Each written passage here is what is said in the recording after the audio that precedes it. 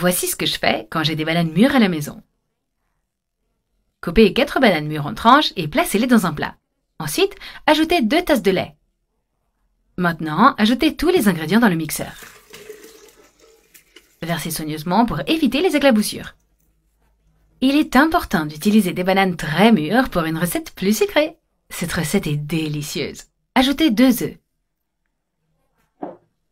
Couvrez et mixez bien le tout. Seulement 3 ingrédients et vous avez une recette parfaite. Après avoir bien mixé, vous pouvez retirer le couvercle. Mettez de côté. Préparons notre caramel. Dans une poêle, ajoutez 1 tasse de sucre. Répartissez-le uniformément pour faire du caramel. J'ai mon feu à basse température.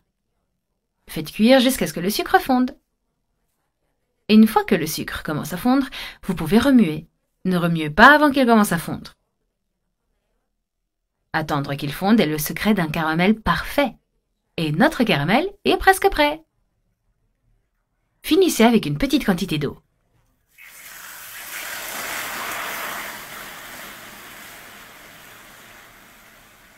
Ajoutez l'eau progressivement et remuez constamment. Au total, j'ajouterai une demi-tasse d'eau. Maintenant, notre sirop est prêt et parfait. Éteignez le feu et retirez la spatule. Maintenant, il suffit de verser le caramel sur votre plat. Ajoutez tout le caramel.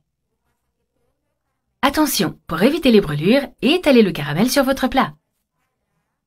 Le plat doit être recouvert de caramel partout. Versez le mélange de bananes sur le dessus. L'odeur de la banane est parfaite. Je fais toujours cela à la maison et tout le monde me demande la recette. C'est fait. Maintenant, il suffit de le couvrir et c'est prêt. Couvrez-le bien pour éviter que l'air n'entre pendant la cuisson. Le papier d'aluminium est idéal pour ce processus.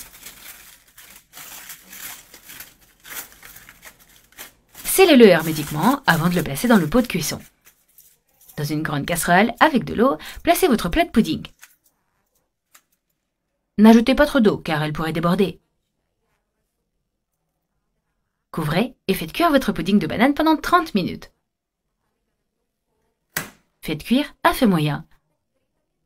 Et notre dessert est prêt! Allez, on l'essaye!